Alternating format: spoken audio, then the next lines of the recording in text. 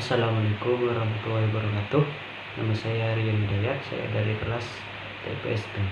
Video ini saya buat untuk memenuhi tugas kuliah akhir mata kuliah Geografi Regional, dan tema yang akan saya bawakan adalah sengketa ambalat. Apa itu ambalat? Ambalat merupakan ambang batas laut, yaitu seluas 6.700 km² yang banyak mengandung sumber daya migas yang terletak di perbatasan antar Kalimantan Timur, Indonesia, dan Malaysia, memiliki perbedaan persepsi mengenai batas teritorial masing-masing lainnya dengan peta-peta Malaysia 1979 memasuki blok ambalat sebagai wilayah secara sepihak dengan koordinat ND6 dan ND7. Dan sedangkan menurut Indonesia, ambalat masuk wilayah Indonesia berdasarkan perbatasan yang diberikan dalam bab 4 Konversi Hukum Laut tahun 1982 mengenai negara kepulauan sejauh 200 mil. Ambalat menyimpan cadangan potensi, yaitu 7.604 juta barel minyak, sedangkan ada 9 titik tambang. Diklaim sebagai perairan wilayah Indonesia secara hukum dasar, digunakan oleh Indonesia atas kepemilikannya. Penyelesaian ini diatur dalam bab 95 tentang Settlement of the Fetes pasal 279 dengan metode negosiasi dan perundingan diplomatik untuk menyelesaikan permasalahan antar Indonesia dengan Malaysia. Oleh karena itu, penetapan batas-batas terluar maupun garis batas wilayah dan yurisdiksi negara di laut dengan negara-negara tetangga yang memperoleh kepastian hukum. Konflik ambalat bermula sejak tahun 1969. Indonesia dan Malaysia menandatangani perjanjian tapal batas landas kontinen pada tanggal 27 Oktober 1969. Indonesia meratifikasi perjanjian tersebut pada tanggal 7 November 1969. Malaysia memasukkan ambalat ke dalam wilayahnya pada tahun 1979 secara sepihak. Klaim Malaysia atas ambalat waktu menuai protes negara-negara tetangga seperti Singapura, Filipina, China, Thailand, Vietnam, dan Inggris. Indonesia kemudian mengeluarkan protes pada tahun 1980 atas pelanggaran tersebut. Klaim Malaysia atas blok ambalat ini dinilai sebagai keputusan politis yang tidak memiliki dasar hukum. Menurut Indonesia, garis batas yang ditentukan Malaysia melebihi ketentuan garis ZEE yang telah diatur sejauh 200 mil laut. Malaysia terlibat beberapa kali pelanggaran kedaulatan wilayah NKRI.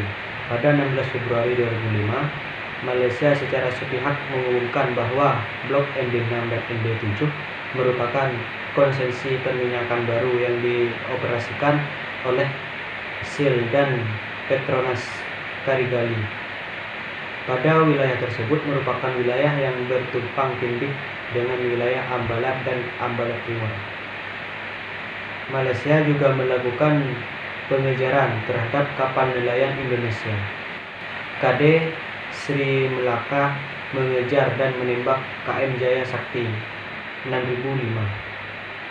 KM Irwan, dan KM Wahyu II di Laut Sulawesi pada tanggal 7 Januari 2005. Setelah lama bertikai, konflik ambalat mulai mendapat titik perdamaian. Masa deeskalasi dimulai sejak tahun 2009 ketika kedua negara menahan diri dari serangan. Pimpinan kedua negara mempunyai andil dalam timbulnya deeskalasi konflik ambalat. Presiden Indonesia Susilo Bambang Yudhoyono dan Perdana Menteri Malaysia Abdul Ahmad Badawi berusaha untuk mencegah adanya konflik di antara kedua negara. Presiden Susilo Bambang Yudhoyono memiliki beberapa pertimbangan dalam menjalani hubungan damai dengan Malaysia pasca sengketa Ambalat. Pertama, Indonesia dan Malaysia memiliki kedekatan budaya dan sejarah yang telah terjalin ratusan tahun lalu serta perlu dijaga. Kedua, hubungan bilateral antara kedua pendiri ASEAN adalah pilar penting bagi ASEAN dan membantu perkembangannya. Ketiga, 1,2 juta penduduk Indonesia di Malaysia, termasuk diantaranya 13.000 pelajar Indonesia, merupakan aset berharga kedua negara. Perdana Menteri Malaysia Abdul Ahmad Badawi sendiri memperkenalkan konsep Islam Hadari. Dalam konteks hubungan internasional Islam, Hadari menekankan adanya menghormati hukum internasional, kedaulatan negara, institusi internasional, dan integrasi wilayah.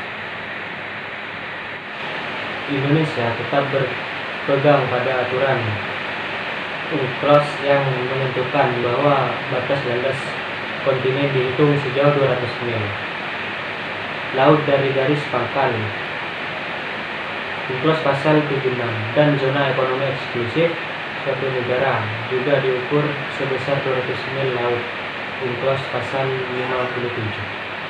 Lebih dari itu, Indonesia mengawali konsep negara kepulauan melalui Deklarasi Juanda 1957. Kemudian memperjuangkan konsep yang ada di dalam Deklarasi Juanda ke dalam forum UNCLOS sehingga batas landas kontinen 200 mil dapat diakui secara internasional. Indonesia dalam kasus Ambalat tetap berpegang pada posisinya yang memasukkan Ambalat sebagai wilayah Indonesia. Ambalat merupakan kelanjutan alamiah dari lempeng benua Kalimantan. Letaknya pun masih di dalam 200 mil dari garis dasar. Fakta inilah yang menguatkan bahwa Ambalat berada dalam kedaulatan Indonesia. Indonesia pun telah melakukan eksploitasi pada blok Ambalat. Malaysia telah melakukan klaim sepihak dengan memasukkan Ambalat ke dalam wilayah mereka sejak 1979. Malaysia sendiri menyebut Ambalat sebagai blok MB6 dan MB7. Malaysia telah mengklaim dirinya sebagai negara kepulauan dengan dasar bahwa mereka telah memiliki hak pengolahan atas dua pulau, yaitu Pulau Sipadan dan Pulau Ligitan. Kedua pulau tersebut jatuh ke tangan Malaysia berdasarkan keputusan akhir ICJ nomor 102 tahun 2002. Sebagai negara pantai, biasanya oleh pengaturan dalam United National Convention of the Law of the Sea 1982 dinyatakan bahwa Malaysia hanya diperbolehkan menarik garis pangkal biasa atau garis pangkal lurus. Karena alasan ini seharusnya Malaysia tidak diperbolehkan menarik garis pangkal lautnya dari Pulau Sipadan dan Ligitan karena Malaysia bukan merupakan negara pangkal. Ada 3 faktor yang meningkatkan eskalasi konflik Indonesia dan Malaysia di wilayah Ambalat. 1. Faktor ekonomi. Baik Indonesia dan Malaysia sama-sama menginginkan sebagaimana yang telah dibahas sebelumnya. Ambalat merupakan wilayah laut yang memiliki kekayaan alam berupa minyak bumi. 2. Media dan sentimen kebangsaan. Dalam konflik Ambalat, media sangat mempengaruhi kebijakan negara dan sikap masyarakat terhadap sebuah peristiwa.